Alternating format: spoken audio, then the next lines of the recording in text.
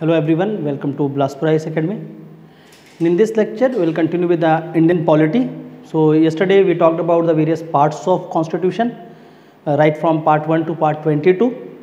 In totality, you can count there are 22 parts in constitution, and there are sub parts of various parts. For example, there is a sub part for part 4. So we have part 4A, part 9. We have two sub parts, part 9A and B, and there is a sub part of part 14. ठीक है, तो ये जो सब part add हुआ है उसको at least क्या याद रखना है, उस पर कॉन्स्टिट्यूशनल अमेंडमेंट कौन से जुड़ा है प्लीज़ याद रखना. Part 4A from 42nd constitution amendment act, and please note it down one thing, the 42nd constitution amendment act of 1976 post Keshavananda Bharati case. The 42nd constitution amendment act of 1976 has introduced the maximum change in the constitution. सबसे ज़्यादा changes किससे हुआ था? 1976 के जो 42nd constitution amendment act था. And because of this the 42nd amendment is also called as the mini constitution. 42nd amendment को क्या बोलते हैं? मिनी कॉन्स्टिट्यूशन भी बोला जाता है. ठीक है, केशवानंद भारती केस के बाद ये अमेंडमेंट सारा किया गया था. तो प्लीज इसको लिख लेना. कई बार they may ask you the question which of the following is called as the mini constitution.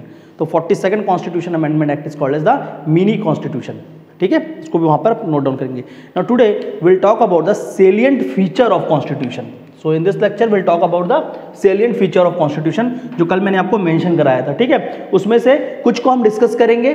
For example there is a something called the fundamental right, DPSP, उसके लिए अलग से चैप्टर्स भी हैं, तो चैप्टर्स में भी उसको पढ़ना है. ठीक है, तो जो कॉन्सेप्चुअल अंडरस्टैंडिंग है पॉलिटी का वो हम लोग यहाँ पर देख लेते हैं, उसके बाद सेपरेट चैप्टर्स पे चलेंगे. Please include one more points under the salient feature, independent bodies. Last में जो मैंने कराया आपको 18 पॉइंट्स, लास्ट में एक और लिख लेंगे 19 पॉइंट्स में, independent bodies.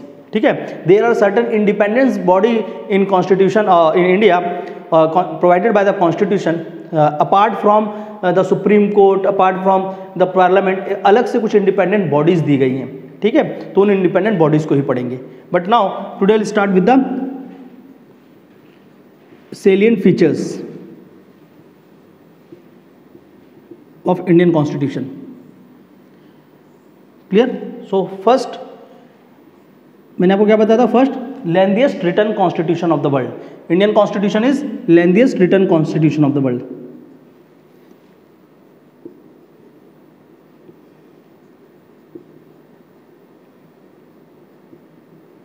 Lengthiest written constitution of the world. ठीक है, written constitution that means the laws और the constitution is codified by certain bodies called constituent assembly. और हमारे यहाँ जो लॉ है वो क्या हुआ है? उसका एक बुक है, उस बुक में वो लिखा हुआ है. But there are some countries जहाँ पर लॉज जो है वो बुक्स पे नहीं लिखा है. Those are unwritten constitution. For example the unwritten constitution of Britain.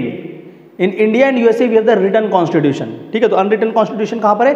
Britain में भी है. और तो उसमें क्या होता है कि जो लॉज हैं वो कोडिफाइड नहीं है, तो लॉज में सब्सटेंशियल चेंज बार बार कर सकते हैं. बट हमारे यहाँ क्योंकि वो कोडिफाइड है, so we have to run with the subjects जो लिखा हुआ है, the statements and the laws. And if you want to change the law we need an amendment. ठीक है, तो हमारा लॉ क्या हुआ? रिटर्न होने के कारण ही क्या हो रहा है? उसमें बहुत सारे प्रोविजन है. And our Indian constitution is a detailed account. Detailed account किस तरह से बोल रहे हैं? It is a detailed account of all the governance system, detail account of government, detail gives the detail account of administrative,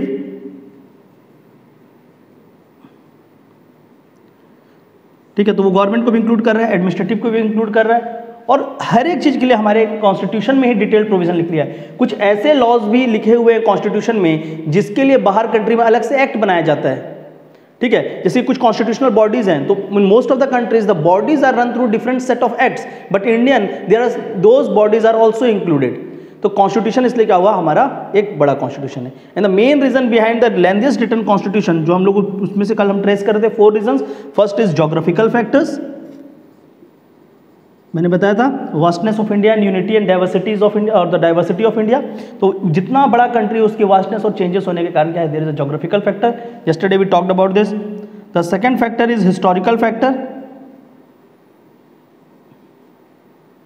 इस पे हमने discuss किया था कि बहुत सारा ऐसा है इंडियन कॉन्स्टिट्यूशन में. For example government of India act 1935, जिसके हम लोगों ने क्या किया है 50% पार्ट तो ऐसे ही ले लिए थे। Around 250 articles taken from the government of India act 1935। तो एक जगह से हमने क्या किया, बहुत ज़्यादा ले लिया, जिसके कारण क्या हुआ, जो हिस्टोरिकल इनपुट्स हैं उसके कारण भी कॉन्स्टिट्यूशन का साइज बहुत ज़्यादा बड़ा हो गया है। ठीक है, देन डोमिनेंस ऑफ एडवोकेट्स, मैंने बताया था कि बहुत ज़्यादा लीगल ल्यूमिनरीज होने के कारण और एडवोकेट्स होने के कारण भी क्या है उसका, उन सब ने अपनी अपनी बातों को रखा, they all gives their thoughts, और उसके कारण क्या हो रहा है कि बहुत सारे ऐसे आर्टिकल्स को भी इंक्लूड किया गया है जो शायद नहीं होते if we do not have the dominance of advocates in the constituent assembly. ठीक है, तो ये सारे रीजन के कारण क्या है, Indian constitution is the world का सबसे बड़ा लेंथीएस्ट रिटन कॉन्स्टिट्यूशन है। ठीक है, then the second salient feature of Indian Constitution, हमने क्या देखा था, this Indian constitution is borrowed और drawn from various sources। ठीक है, borrowed लिखने में भी कोई गलत नहीं है, लक्ष्मीकांत में लास्ट में borrowed लिखा होगा, लेकिन आप दोनों लिख सकते हैं, borrowed भी लिख सकते हैं और drawn from various sources भी लिख सकते हैं। ठीक है, तो पहले इसको अच्छे से समझना, यहां से क्वेश्चन पूछा जाता है। ठीक है, तो Indian constitution, the original text of our constitution, वो क्या है, ऐसा नहीं था कि हमने बैठे और हम खुद से लिख गए।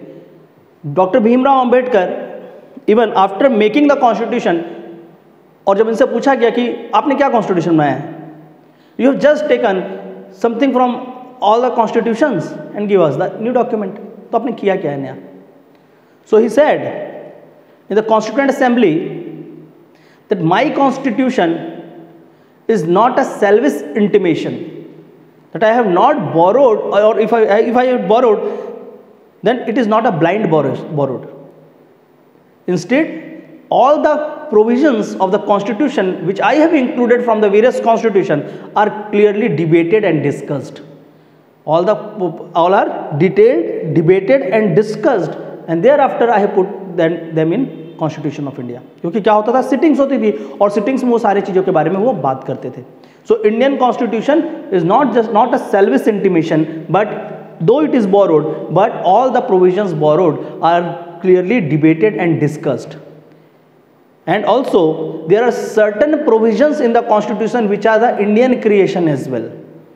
तो आप ये नहीं बोल सकते कि पूरा का पूरा बोरोड है, हमारे तरफ से भी कुछ क्रिएशन है, हमारे लीडर्स ने भी वहाँ पर बहुत सारी चीज़ों को दिया है, and still the constitution remain as a living document that is, अभी भी हम क्या करते हैं, कॉन्स्टिट्यूशन में चेंजेस करते हैं through the various amendment.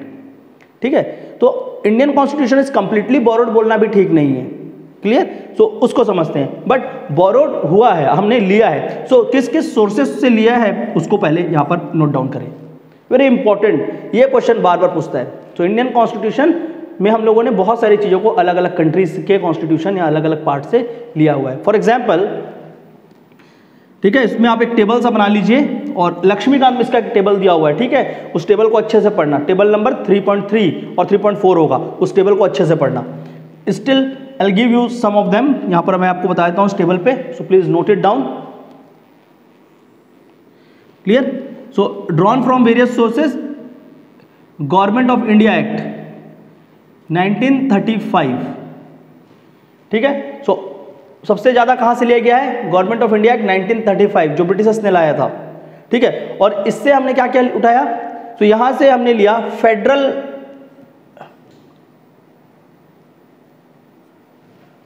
Federal structure जो है,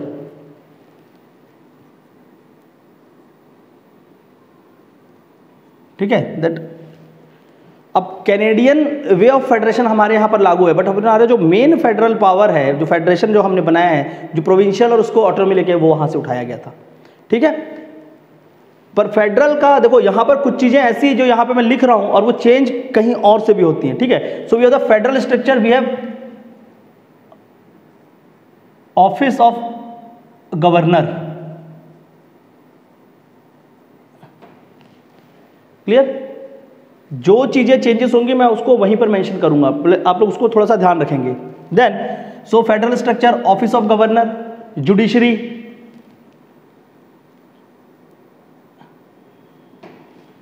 क्लियर। ये तीन इंपॉर्टेंट चीज हमने कहां से उठाया है, गवर्नमेंट ऑफ इंडिया एक्ट से 1935। और भी चीजें हैं, ठीक है, इसलिए मैं बोल रहा हूँ आप थोड़ा सा स्पेस छोड़ते हुए चलेंगे, लक्ष्मीकांत से उस चीज़ को उस टेबल से पढ़ना एक बार, क्लियर। और भी अगर मैं सबको लिखने जाऊँगा तो लेक्चर बहुत लंबा हो जाएगा। आई will give you the writers, इसमें और जितने भी पॉइंट्स है, बट जो पॉइंट्स को मेरे को समझाना है यहाँ पर, I am giving you that point, ठीक है। तो इसमें और भी पॉइंट्स है, गवर्नमेंट ऑफ इंडिया एक्ट से बहुत सारी चीज़ें ली गई है, बट कुछ को मैंने यहाँ पर मैंशन किया है, क्लियर।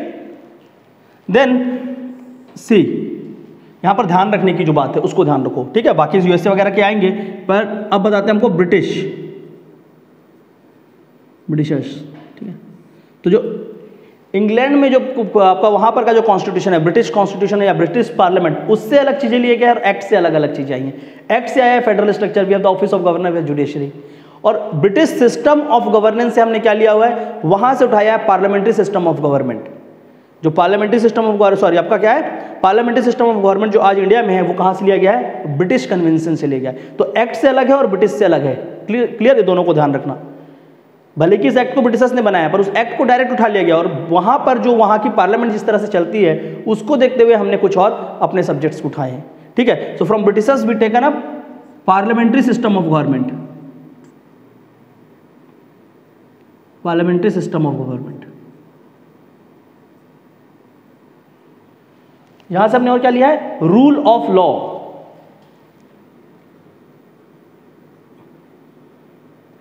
कैबिनेट, जो इंडिया में कैबिनेट बनती है, वो कैबिनेट को भी हमने कहां से लिया है, ब्रिटिशर्स से लिया हुआ है, क्लियर। तो इसको ध्यान रखना। देन बाई कैमरलिज्म, मतलब टू हाउसेस,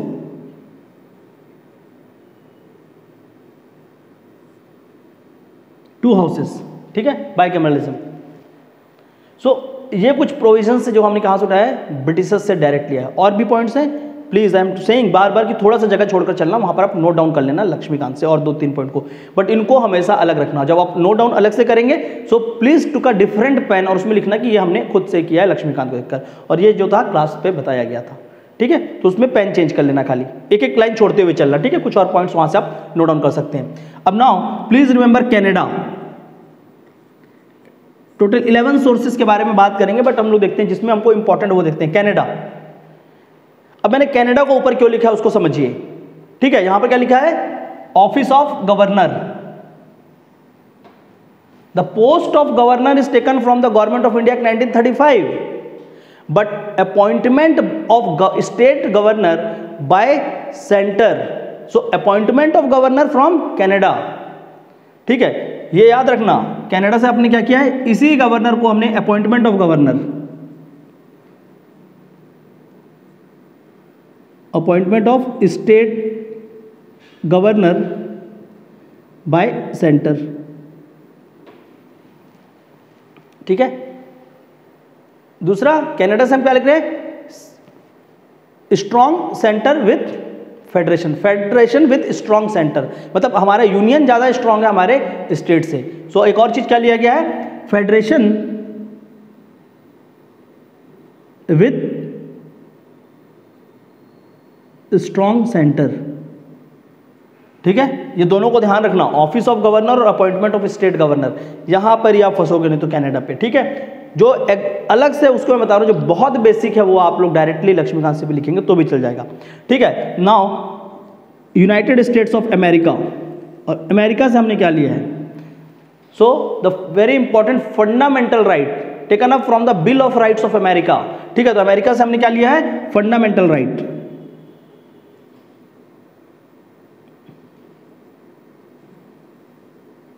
ठीक है। इसके साथ साथ impeachment of president of India, जो प्रेसिडेंट ऑफ इंडिया को हटाया जाता है तो हटाने को क्या बोलते हैं, impeachment, impeachment of president, impeachment of president, clear. और इसके साथ साथ अ पोस्ट ऑफ वाइस प्रेसिडेंट, तो वाइस प्रेसिडेंट का जो पोस्ट है वो भी हम कहां से ले रहे हैं, यूनाइटेड स्टेट्स ऑफ अमेरिका से, पोस्ट ऑफ वाइस प्रेसिडेंट। इसके साथ साथ a concept of judicial review, judicial review that is क्या है, the laws made by the parliament और the state legislature can be reviewed by the supreme court and if those laws are not in accordance with the principle inscribed in the constitution that law shall be declared null and void. इसका मतलब यह है कि जो law parliament बना रही है, अगर वो कॉन्स्टिट्यूशन के प्रिंसिपल्स के जैसा नहीं है, जो कॉन्स्टिट्यूशन में बताया गया है, उस प्रिंसिपल्स के बियॉन्ड जाता है या उसके अगेंस्ट जाता है, तो सुप्रीम कोर्ट को पावर है कि वो क्या कर सकती है, उस लॉ को डिक्लेयर कर सकती है अनकॉन्स्टिट्यूशनल और बोल सकती है कि ये लॉ एग्जिस्टेंस पे नहीं आएगा, called as null and void. ठीक है, so concept of judicial review.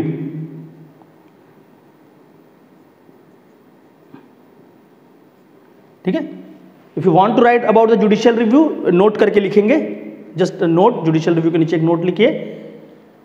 It is a power of supreme Court, judicial review के नीचे वहां नोट करके लिखिए, judicial review, it is a power of supreme court to review the law और to review the law और act, to review the law or act made by legislature, मैं legislature word use किया हूं यहां पर, मतलब आपका दोनों आ जाएगा, parliament and state legislature, made by legislature, it is a power of supreme court to review the law और act made by legislature, full stop. If the act is not in accordance, if that act or law is not in accordance, ACCORDANCE, if that law or act is not in accordance with the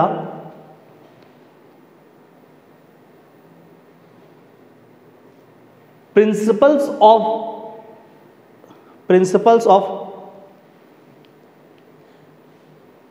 constitution, principle of constitution, inside the bracket,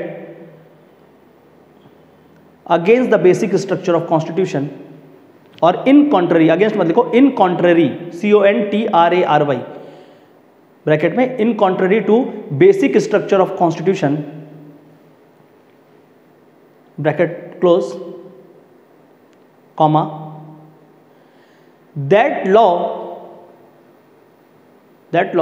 shall be declared null, NULL, null, that law shall be declared null / void, null and void मतलब zero, वो law exist नहीं करेगा उसी समय से, that law shall be declared null and void। Clear, आपका पूरा bracket of वो कर लीजिए, बंद कर लीजिए सब सारा चीज। ठीक है, so this is the judicial review. Judicial review क्या होता है, ठीक है, बाद में हम डिटेल में डिस्कस करेंगे कि ये कहां पर दिया है, कैसे दिया हुआ है, वो सारा डिस्कस करेंगे, बट अभी यहां पर किया है तो उसको याद रखना। क्लियर, नाउ यूएसए से हमने कुछ ये लिया, यूएसए के बाद the next important is Irish constitution. ठीक है, आयरलैंड के कॉन्स्टिट्यूशन से हम क्यों उठाएंगे, ऐसा क्या था आयरलैंड से हम लोग उठा लिए। See a person called Annie Besant, Indian history पढ़ाऊंगा, एनी बेसेंट कहां से आई थी, आयरलैंड से आई थी, और वो आए थे तो उन्होंने क्या किया था, होम रूल लीग स्टार्ट किया था। तो कहीं ना कहीं हमारे लीडर्स का जो डोमिनेंस था, जहां से इंपैक्टेड वो सबकी कुछ ना कुछ बातों को उठाया है। And from Irish constitution a very important directive principle of state policy, DPSP,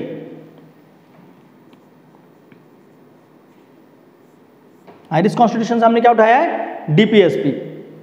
ठीक है, and then nomination of the members of Rajya Sabha, Rajya Sabha के मेंबर को नॉमिनेट किया जाता है, कुछ मेंबर्स को और कुछ को इलेक्ट किया जाता है। सो DPSP के साथ साथ nomination of member of Rajya Sabha, nomination of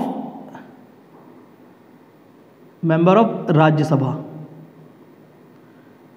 ठीक है, तो राज्यसभा के मेंबर्स को नॉमिनेट कैसे करना, वो भी कहां से लिया गया है, आयरिश कॉन्स्टिट्यूशन से।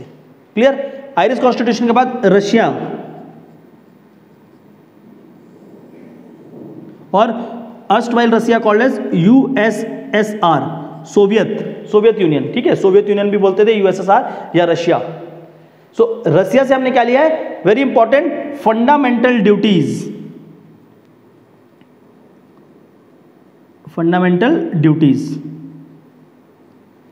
and these fundamental duties are added in constitution by 42nd constitution amendment act 1976। there are 11 duties, पढ़ाऊंगा वो सारा। ठीक है, so fundamental duties from Russian constitution। इसके साथ साथ a very important terminology और the word, ठीक है, जो इंडिया में बिल्कुल हमारा क्या कर रहा है, सीन को ही चेंज कर दिया, called is the justice. The word justice in preamble is taken from Russia, ठीक है। And what type of justice is talk about, तो justice in terms of political, social and economical justice.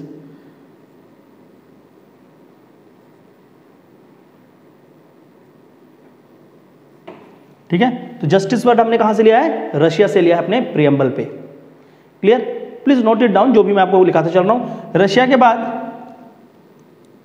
France और the French constitution, ठीक है। तो France से हमने क्या लिया है, अगेन द प्रियम्बल पे ही हमने कुछ वर्ड्स कहां से उठाए, फ्रांस से उठाए, ठीक है। फ्रांस से हमने आइडिया उठाया है लिबर्टी, इक्वालिटी, फ्रेटर्निटी। सो फ्रांस से हमने क्या उठाया है, लिबर्टी, इक्वालिटी एंड फ्रेटर्निटी।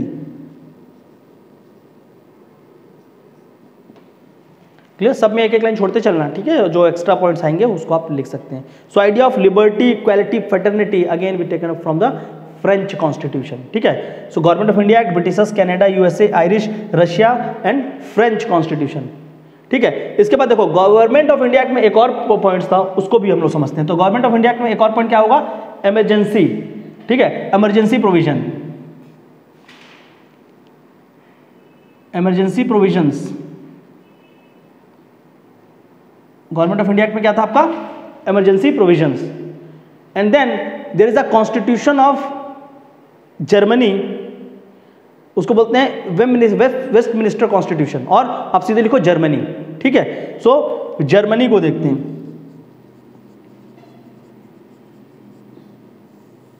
देखो जब हमारे यहां इमरजेंसी लगती है, सो इस इमरजेंसी में क्या होता है, for example if you talk about the national emergency, जो सबसे बड़ा इमरजेंसी आर्टिकल 352, उस समय आपके फंडामेंटल राइट को सस्पेंड किया जाता है, except the fundamental right given in 20 and 21।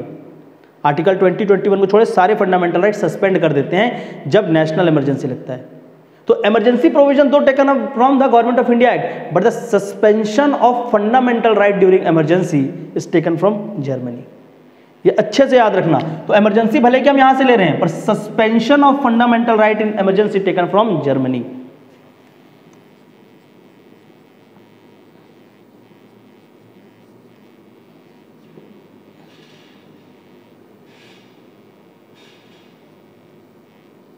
ठीक है, बाकी पॉइंट्स आपको ऐसे याद हो जाएंगे, बट ये जो कंफ्यूजिंग करेगा ना, जो आपको कंफ्यूज होगा किससे है, तो एक तो office of governor and appointment of governor, दूसरा इमरजेंसी प्रोविजन और सस्पेंशन ऑफ इमरजेंसी, ठीक है। इसके बाद देखो यहां पर मैंने क्या बताया, nomination of member of Rajya Sabha. तो राज्यसभा के मेंबर नॉमिनेट होते हैं और साथ ही साथ कुछ मेंबर इलेक्ट होते हैं। हमारा प्रेसिडेंट भी इलेक्ट होकर आते हैं। प्रेसिडेंट का इलेक्शन और राज्यसभा मेंबर का इलेक्शन लगभग सेम है, थोड़ा सा अलग होता है, बट ऑलमोस्ट इनडायरेक्ट इलेक्शन दोनों में होता है, तो कुछ ना कुछ थोड़ा बहुत कॉमनलिटी, थोड़ा सा आपका प्रेसिडेंट का अलग हो जाता है, नहीं तो लगभग सेम है। तो वो उस तरह के इलेक्शन को कहां से इंट्रोड्यूस किया गया, account of indirect election. So the constitution of South Africa. So आप साउथ अफ्रीका से हमने क्या लिया है, साउथ अफ्रीका, ठीक है। इलेक्शन ऑफ प्रेसिडेंट,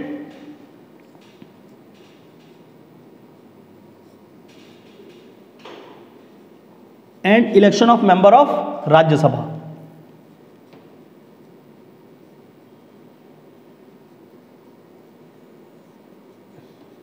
ठीक है, तो यहां से याद रखना, यहां पर नॉमिनेशन वर्ड यूज किया गया है और इसमें क्या है आपका इलेक्शन वर्ड है। Clear, nomination Irish constitution, election South African constitution. Clear, then Australia.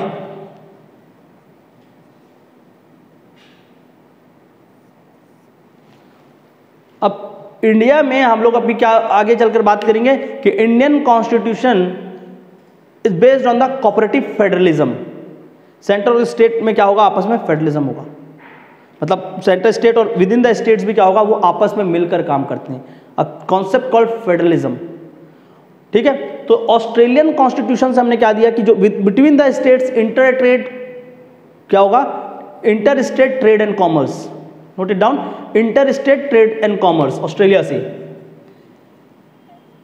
Inter state trade and commerce,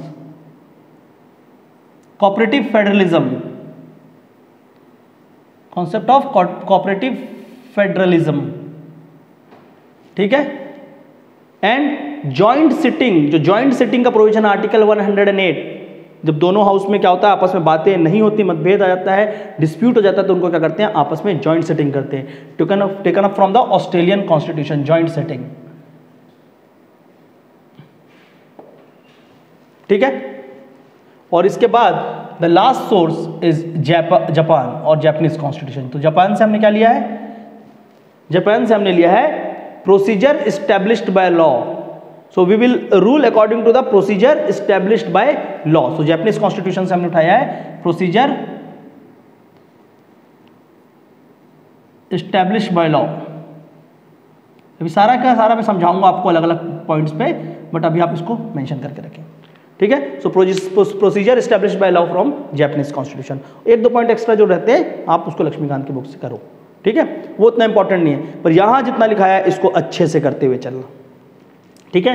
so government of India act, British constitution, Canadian constitution, USA, Irish constitution, Russia, France, Germany, South Africa, Japan and Australia, इन सारे sources से हमने क्या किया है, हमारे constitution को लिया है, ठीक है। हमारे कॉन्स्टिट्यूशन में अलग अलग प्रोविजंस को डाला है, और इतना डालने के बाद, क्योंकि आधा तो हमने गवर्नमेंट ऑफ इंडिया 1935 को डाल दिया, इसीलिए कॉन्स्टिट्यूशन जब वहां पर बनी तो उसके ऊपर क्या हुआ, क्रिटिसिज्म हुआ कि आपने क्या किया है, पूरा कॉन्स्टिट्यूशन तो कहीं से उठा के लिख दिया, तो आपने खुद क्या किया है। और उसलिए फिर क्या था, डॉक्टर भीमराव अंबेडकर ने उसका आंसर किया था। So please note down a question, एक क्वेश्चन लिखो वहां पर, ठीक है। Indian constitution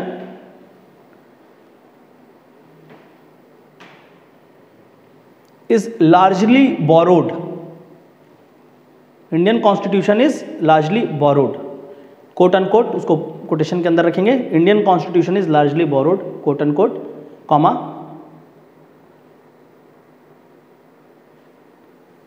do you agree with this statement, do you agree with this statement, ठीक है, क्या आप इस स्टेटमेंट से एग्री करते हैं, clear. Right the answers in, आपका पॉलिटी ऑफ 10 मार्क्स का क्वेश्चन होता है, सो 10 मार्क्स के क्वेश्चन के हिसाब से इसको लिखेंगे आप लोग, ठीक है। अराउंड 130 वर्ड्स, 130 वर्ड में लिखना है, ठीक है।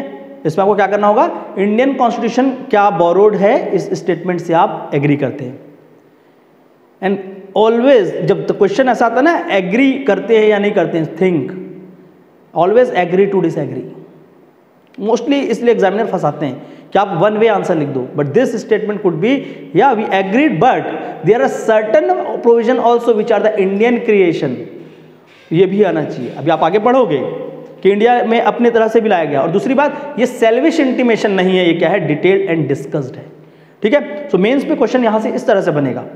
सो हाँ, दो इट इज बोरोड, बोरोड के लिए बताओ, उसके बाद लास्ट में एक पैराग्राफ में बताओ कि बोरोड क्यों नहीं है, समझ आ रहा है, इंट्रोडक्शन, देन हाँ बोरोड हुआ है, ये सारा चीज है, और उसके बाद लास्ट में एक पैराग्राफ में लिखोगे कि यहाँ ये नहीं है इस पर्टिकुलर पर्पस से, ठीक है। तो ध्यान रखना इसको, clear.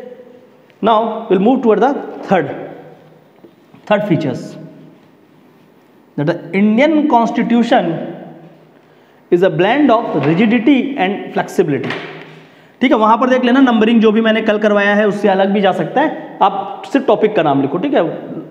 Blend of rigidity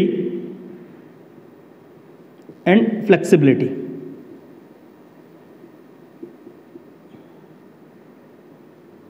Indian constitution is a blend of rigidity and flexibility. ये दोनों वर्ड को समझो पहले, rigid constitution and other word is flexible constitution,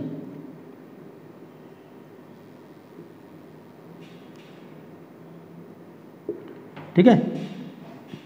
rigid constitution and flexible constitution कैसे और क्या है।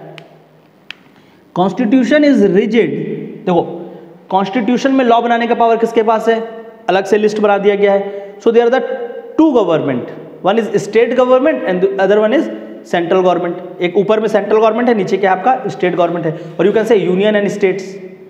ठीक है, तो देखो दो गवर्नमेंट है, क्या कौन कौन सी है, देयर इज एन यूनियन और दूसरा क्या आपका स्टेट। और इसमें क्या कर सकते हैं, ये दोनों लॉ बना सकते हैं।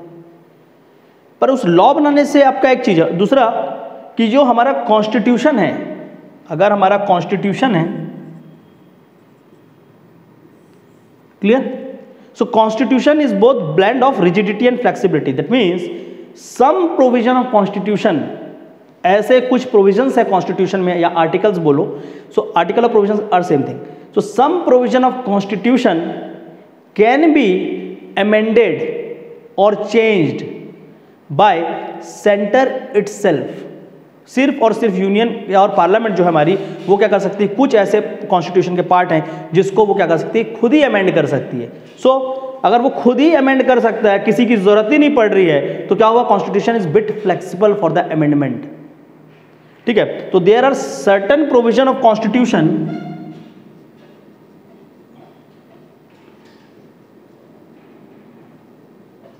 which can be amended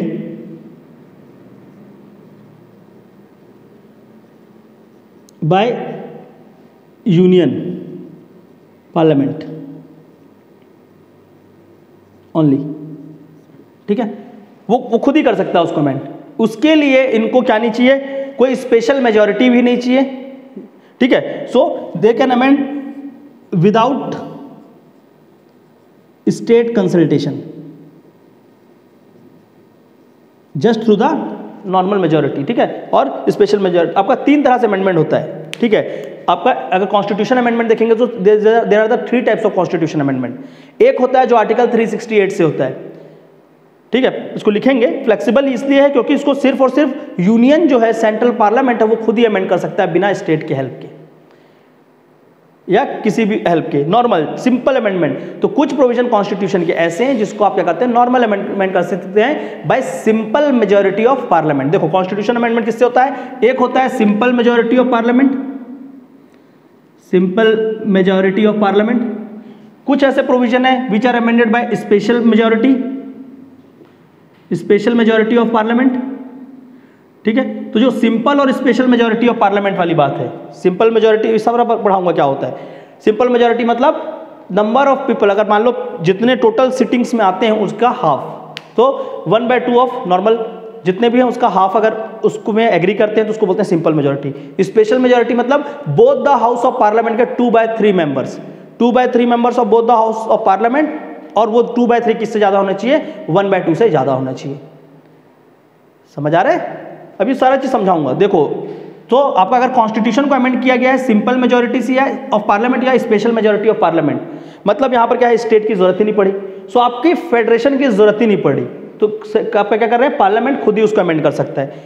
पर जब हम स्पेशल मेजॉरिटी ऑफ पार्लियामेंट में जाते हैं तो वहां पर क्या है, राज्यसभा में जाएगी, और राज्यसभा में किसका वो है डोमिनेंस, तो राज्यसभा में क्या होता है, स्टेट से भेजे जाते हैं लोग, स्टेट गवर्नमेंट से डायरेक्ट, मतलब जो स्टेट की कुछ सीट्स को रिजर्व किया गया है, तो राज्यसभा में कहीं ना कहीं क्या हो रहा है, स्टेट का से है, पर लोकसभा में क्या होता है, डायरेक्ट एक यूनियन पार्लियामेंट बना हुआ है।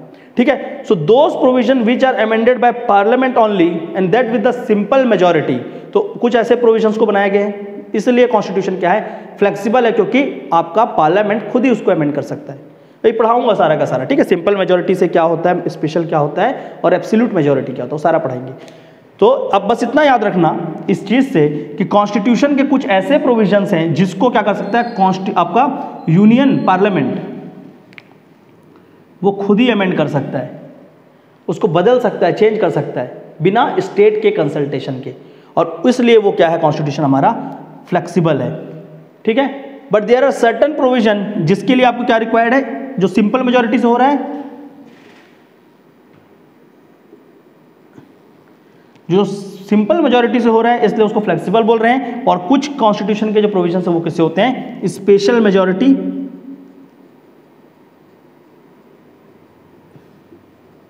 ऑफ पार्लियामेंट, और कुछ प्रोविजन ऐसे हैं जो आर्टिकल 368 से अमेंड होते हैं, बिना आर्टिकल 368 के अमेंड नहीं कर सकते। मतलब यहां पर क्या है, स्पेशल मेजॉरिटी तो लगी रहा है, आर्टिकल 368 में क्या होता है, special majority of parliament is required, that is special majority क्या है, चलो मैं आपको थोड़ा सा यहाँ पर पहले इसको समझ लो। तो special majority of parliament plus ratification of half of the states, clear. So आपका क्या होना चाहिए, कुछ ऐसे प्रोविजन है कॉन्स्टिट्यूशन के जिसको अमेंड करने के लिए पहली बात तो पार्लियामेंट में आपका क्या होना चाहिए, स्पेशल मेजोरिटी, और साथ ही साथ जब वो अमेंडमेंट दोनों बिल पास हो गए कहां से, पार्लियामेंट से, फिर वो कहां पर जाएगा, स्टेट गवर्नमेंट के पास, और कंट्री में जितनी भी स्टेट गवर्नमेंट है उसमें कम से कम हाफ, जितनी भी स्टेट्स है कम से कम उसके हाफ स्टेट्स उसको एक्सेप्ट करेंगे, तभी जाकर वो क्या होगा, स्टार्ट होगा। फॉर एग्जाम्पल द जीएसटी, तो जीएसटी को स्टार्ट करने के लिए कम से कम 14 स्टेट गवर्नमेंट चाहिए थे कि वो परमिट करेंगे तभी हम जीएसटी को अप्लाई कर सकते हैं, और ये बहुत चैलेंजिंग होता था क्योंकि इतने सारे स्टेट गवर्नमेंट में सिर्फ और सिर्फ बीजेपी या कांग्रेस रूल नहीं करती थी पहले, इसलिए जीएसटी अप्लाई नहीं हो पाता। बट जैसे ही बीजेपी को दिखा कि उसका मेजोरिटी 14 से ज़्यादा स्टेट्स में है, उसने क्या किया, जीएसटी को स्टार्ट कर दिया। ठीक है, तो आपका देखो मेजोरिटीज यहां पर थोड़ा सा अलग से आप नोट करके लिख लेंगे, नोट करके एक ब्रैकेट बना लो, वहां पर थोड़ा सा समझो मेजोरिटी के बारे में, क्लियर। सो मेजोरिटी में हमने क्या देखा है, there is a simple majority, there is a special majority, ठीक है। सो सिंपल मेजोरिटी क्या होता है, simple majority means half 1/2 of member, 1/2 of member, half of member, bracket में लिखेंगे प्रेजेंट एंड वोटिंग, P+V, मतलब आधे मेंबर जो क्या हुए हैं उस दिन पार्लियामेंट में आए हैं, जो वहां पर प्रेजेंट थे और उन्होंने वोट भी किया है, उसको क्या बोलेंगे, सिंपल मेजोरिटी। ठीक है, असिंपल कैलकुलेशन देखो, सपोज करो क्या है, 500 लोग हैं, देयर आर 500 मेंबर, अब उसमें से हम लोग क्या मानते हैं कि 300 लोग वहां पर आए थे, 300 पर्सन्स आर देयर, ठीक है, half of the member present and voting. अब इसमें से अगर 300 में से, ठीक है, 300 का हाफ क्या होगा, 300 का हाफ होगा 150, सो 150 मेंबर से अगर ज्यादा लोग आउट ऑफ दिस 300 ये मान लो प्रेजेंट थे, ठीक है, ये प्रेजेंट है और वोट कर रहे हैं, टोटल मेंबर कितने हैं, 500 टोटल मेंबर, सो टोटल में से प्रेजेंट कितने हुए, 300 जो प्रेजेंट है और वोट कर रहे हैं, अगर उसमें से 150 से ज्यादा का वोट आया तो वो क्या होगा, सिंपल मेजोरिटी होगा, मतलब half of the member present and voting called as simple majority of parliament. ठीक है, इसके बाद होता है स्पेशल मेजोरिटी। स्पेशल मेजोरिटी क्या होता है, स्पेशल मेजोरिटी को समझेंगे 2/3 ऑफ मेंबर, ठीक है, 2/3 of member present and voting. पहली बात क्या होगा, 2/3 of member present and voting plus मतलब इसके साथ साथ और भी दूसरा कंडीशन होता है, दो कंडीशन होता है स्पेशल मेजोरिटी का। पहला कंडीशन क्या है, द 2/3 ऑफ द मेंबर जो वहां पर आए हैं, मतलब यही वाली बात हो रही है, इस 300 का कितना, 2/3 of the member present and voting, 2/3 of the member present and voting मतलब उससे ज्यादा होना चाहिए वोट, जो कंप्लीट लास्ट वोट आएगा, ये क्या बताता है कि लास्ट वोट अगर 1/2 से ज्यादा है तो वो क्या होगा, सिंपल मेजोरिटी से बिल पास हुई, अगर 1/2 से कम हुआ तो सिंपल मेजोरिटी से बिल पास नहीं होगी। सिमिलरली अगर 2/3 of the member present and voting in favour of that particular act और बिल, तब जाकर वो पास होगा, नहीं तो वो नहीं होगा। सो 2/3 of the member present and voting होना चाहिए, पर एक कंडीशन है, this 2/3 of the member should be, ये जो 2/3 ऑफ द मेंबर है शुड बी इक्वल्स टू और ग्रेटर देन, इक्वल होना चाहिए और या ज्यादा होना चाहिए, शुड बी इक्वल टू और greater than 1/2 of the total member of house.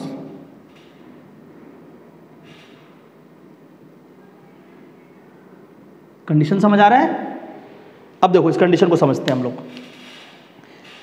मान लो 500 लोग हैं, अब 500 में से कितने आए, 300 आए।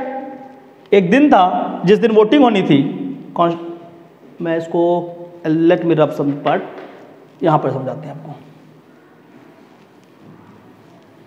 ठीक है, इसमें समझाते हैं, इस कंडीशन को समझते हैं। देखो 500 लोग थे, देयर आर 500 पर्सन्स, ये क्या है, total member of the house, total house में कितने लोग हैं, 500 लोग हैं। अब इसमें अगर हमको स्पेशल मेजोरिटी से कोई बिल को पास करना है, एक्ट को, तो उसके लिए पहला कंडीशन क्या बोला, 2/3 of the member present and voting. तो इसमें से सपोज करते हैं प्रेजेंट एंड वोटिंग करने वाले उस दिन कितने थे? 300 लोग थे।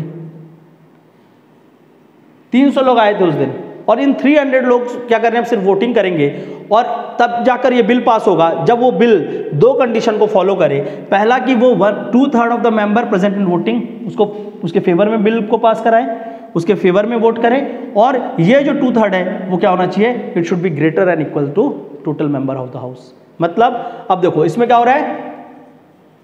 2/3 voted in the favour of 300, तो क्लियर होगा कितना हो जाएगा यहां पर? सॉरी, ठीक है। सो लगभग 200% present and voted in favour of the bill. मैंने क्या कहा? 2/3 of the member present and voting. 300 लोग आए थे जिसमें से 2/3 ने क्या किया? बिल के फेवर में वोट किया, जो कि कितना हुआ? 200% हुआ। अब अगला कंडीशन क्या बोल रहा है कि इन 200% जो है it should be greater than and equal to half of the member of the house. और half of the member of the house कितने हैं? 500 के हाफ कितना होगा? 250। क्या 250 से 200 बड़ा है? नहीं है, सो बिल विल नॉट पास। इसलिए इसको स्पेशल मेजॉरिटी बोलते हैं कि भले कि जितने लोग आए थे उन लोगों ने आपस में मिलकर पास कर दिया,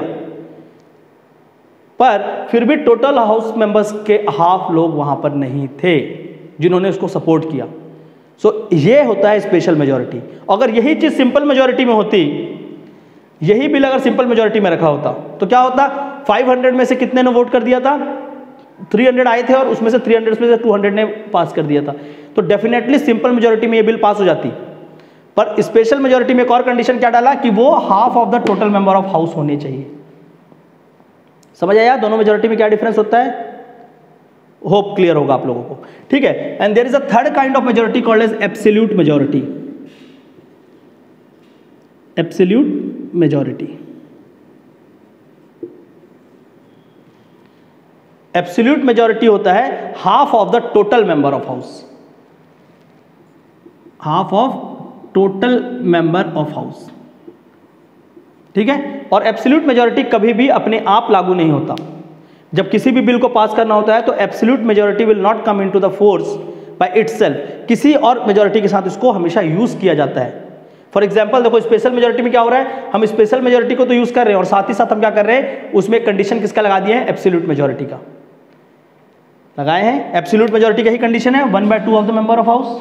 तो एब्सोल्यूट मेजॉरिटी कभी भी सेपरेट यूज नहीं होता, वो किसी न किसी मेजॉरिटी के साथ यूज होता है। और जब एब्सोल्यूट मेजॉरिटी को यूज करते हैं तो वो क्या बन जाता है? Special majority. Clear? So simple majority, absolute majority and special majority, बस ये 3 कंडीशन है। वो दुनिया भर का आप लोग रटते रहते हैं कि वो वहां पर 2/3 होगा, यहां पर 1/2 होगा। कुछ मत करना, इतना इजी कर दूंगा आपके लिए पॉलिटी, गो एंड जस्ट मक्खन है पूरा, ऐसे मारो ऐसे मारोगे। ज्यादा इंपॉर्टेंट पोस्ट किसका है? प्रेसिडेंट का है, हटाना दिक्कत होगा, डाल दो स्पेशल मेजॉरिटी। स्टेट का रेटिफिकेशन चाहिए, जीएसटी बिल चाहिए, लगा दो स्टेट। लैंड का बाउंड्री चेंज करना है, सिंपल बाउंड्री, हो गया 1/2, 2/3 खत्म हमेशा के लिए, जीवन भर के लिए। आज के बाद कंफ्यूज नहीं हो गए, ठीक है। तो बस इतना ही है, ये 3 चीज को याद रखना है आपको, बेवजह का नहीं रटना है कि 1/2 है, 2/3 है, रट के गए हैं बिल्कुल, यहाँ स्टोर कर लिए, फट गया सर वहां पे, समझा करो, ठीक है। तो इसलिए ये क्या है? ये 3 तरह से मेजॉरिटी होती है।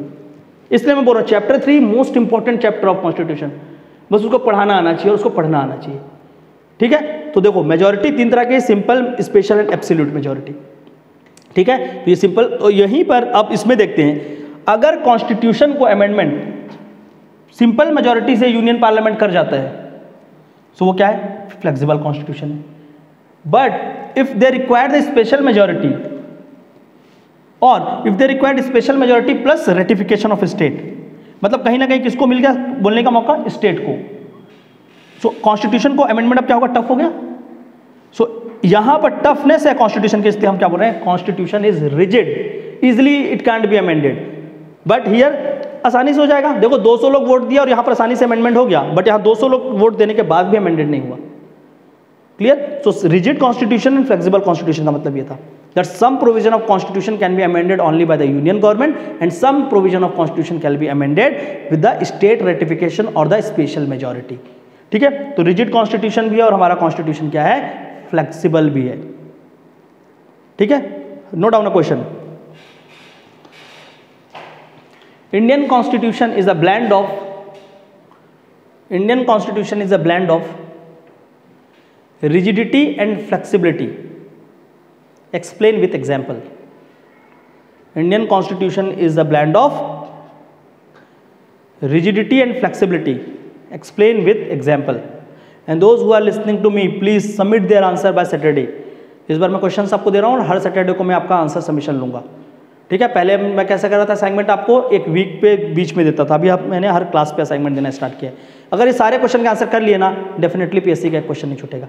चैप्टर 3 के जितने क्वेश्चन करा रहा हूँ हो गया, यही पूछते हैं एग्जाम में और कुछ नहीं पूछते, बाकी चैप्टर पढ़ते रहना, ठीक है। सो प्लीज रिमेंबर कि आपका constitution is a blend of flexibility and rigidity. चलिए आगे चलते हैं, और ये मेजॉरिटी आज के बाद आपको कंफ्यूज कभी नहीं करेगा, ठीक है। खाली आप क्या पढ़ के जाना, वर्ड सिंपल है कि एब्सोल्यूट है, कोई 1/2 2/3 कुछ नहीं रटना, पहले लिखा होता है। चलिए अगला देखते हैं, ठीक है। Constitution is a blend of flexibility and rigidity. चलिए नेक्स्ट इज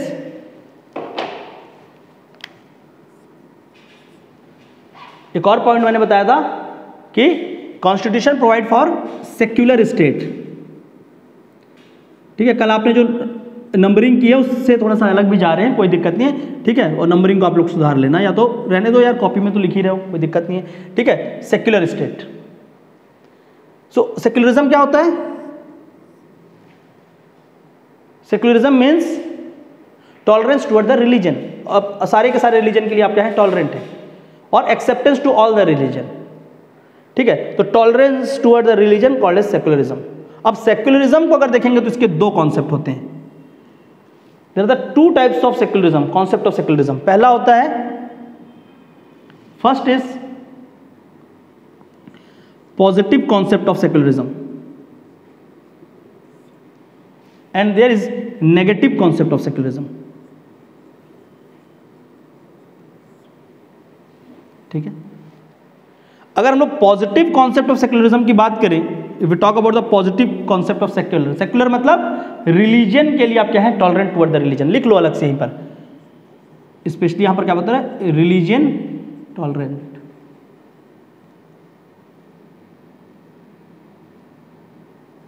ठीक है। तो रिलीजियस टॉलरेंट और religion tolerant, clear.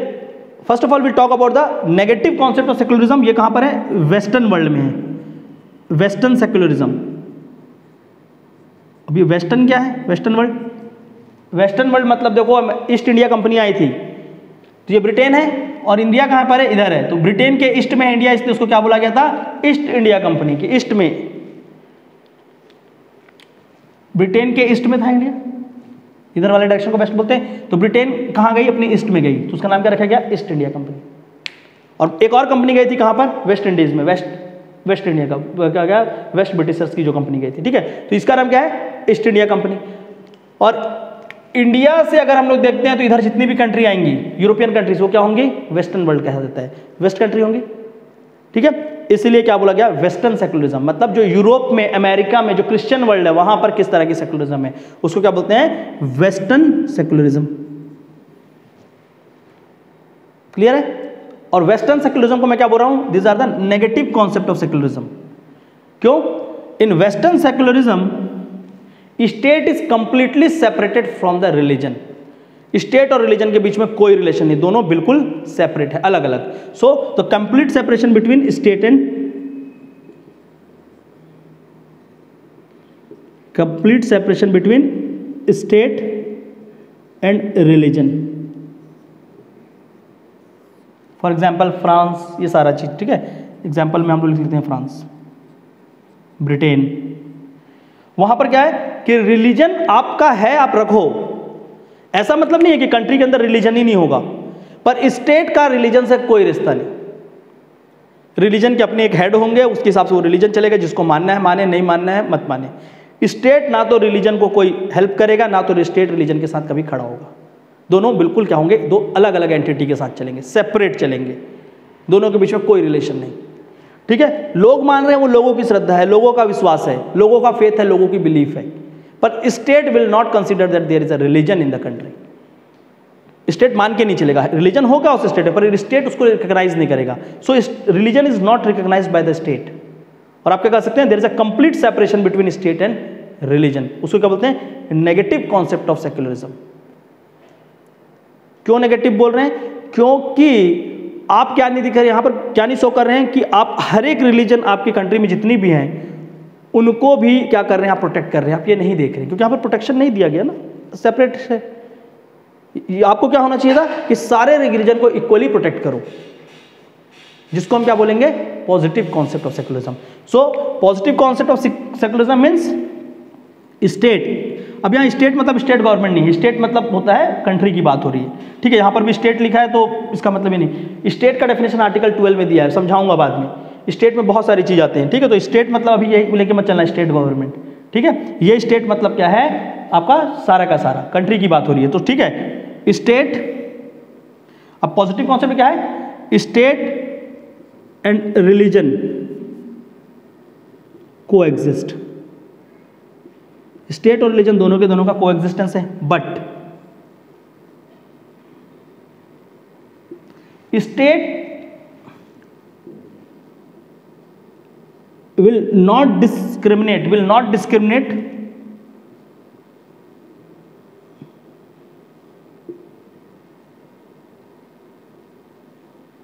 state will not discriminate between the religion.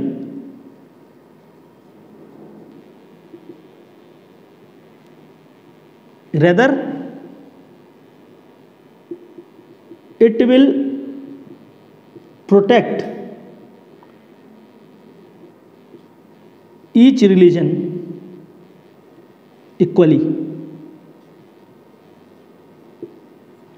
Clear, मतलब हमारे यहाँ क्या है कि कोई भी रिलीजन, स्टेट और रिलीजन को एग्जिस्ट करते हैं। मतलब state is giving recognition to the religion कि हाँ हमारे कंट्री में रिलीजन है। यहाँ पर क्या है, रिलीजन है ही नहीं, ये मान के चल रहे हो, भले कि वहाँ होता है, लेकिन वो कंट्री की जो डॉक्यूमेंट्स होगी, कॉन्स्टिट्यूशन, वो बोलेगा कि नहीं है रिलीजन। तो हम जो भी काम करेंगे लोगों के लिए करेंगे, humanity first, not the religion first. But here state and religion को एग्जिस्ट। अब ये को एग्जिस्टेंस मतलब ये नहीं कि स्टेट गवर्नमेंट में कुछ काम करना है तो वो रिलीजन के गुरुओं को बुला के बोलेंगे आप बताओ, ऐसा नहीं। को एग्जिस्टेंस मतलब कि state will not discriminate between the religion. बड़ा कौन है, रिलीजन बड़ा नहीं है, स्टेट बड़ा है, क्योंकि हम कॉन्स्टिट्यूशन से काम करता है कंट्री।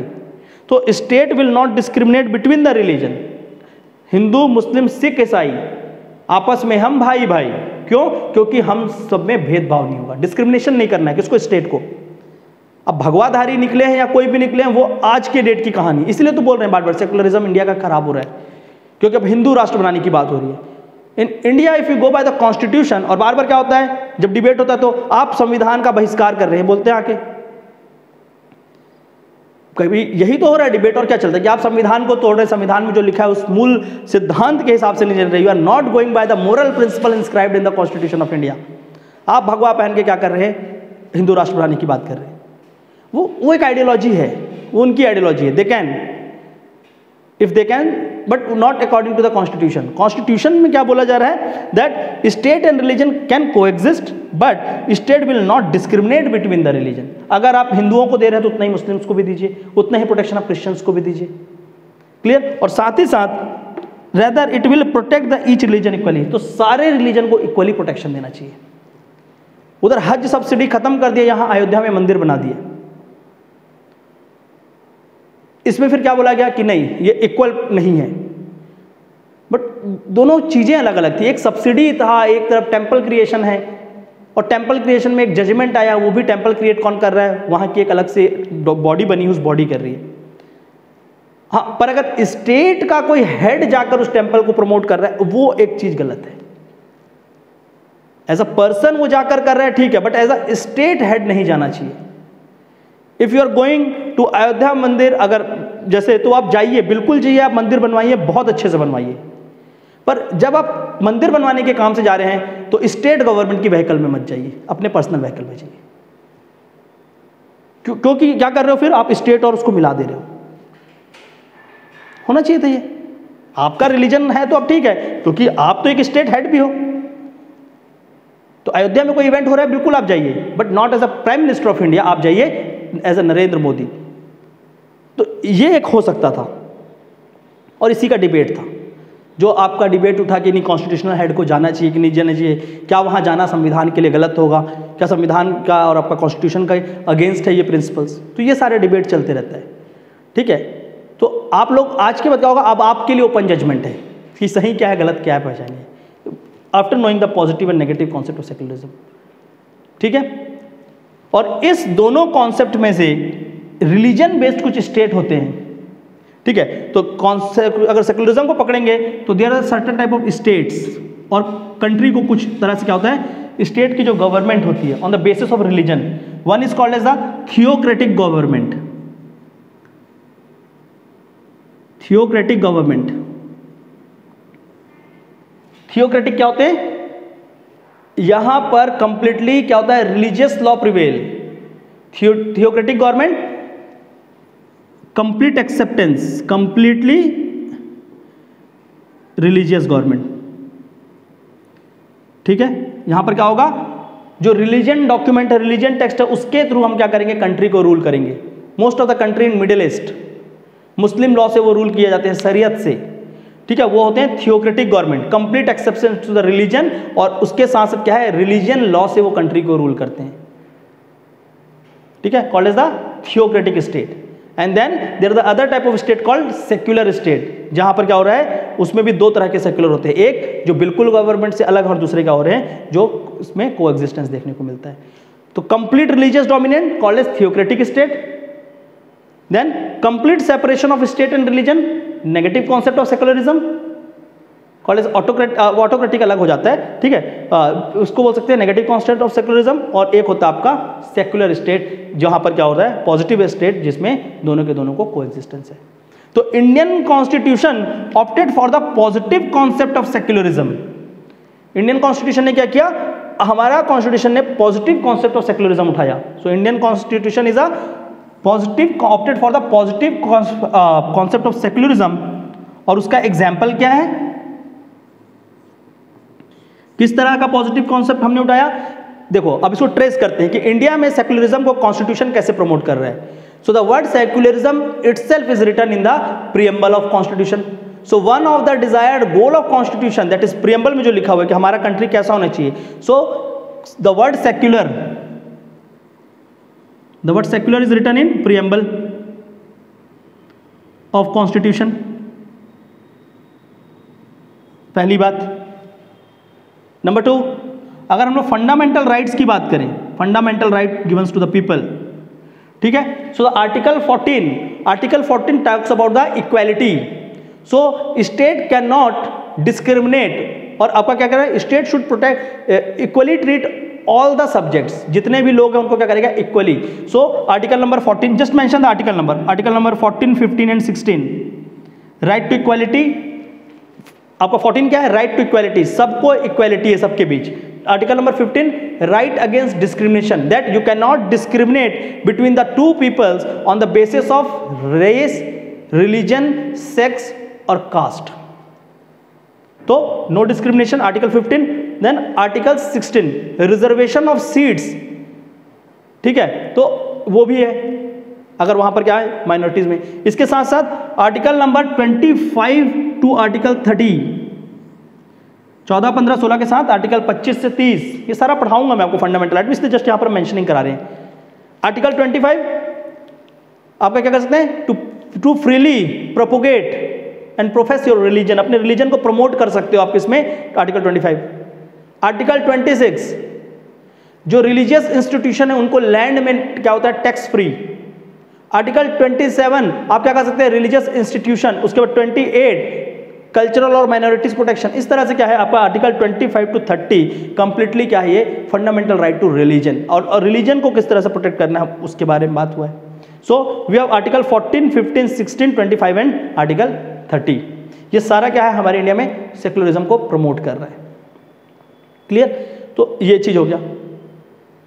इसके साथ साथ और भी इंस्टेंसेस हैं, आपका बहुत सारे जगह पे हमारा क्या हो रहा है, कॉन्स्टिट्यूशन सेक्युलरिज्म को प्रमोट कर रहा है। मैंने तो आपको कुछ जर्नल एग्जांपल बताया है, ठीक है। सो ये क्या था, इंडियन कॉन्स्टिट्यूशन का secularism. Now road one question, इसके लिए भी एक क्वेश्चन लिखिए, लिखो इसके लिए question, write down the question. What is positive concept of secularism?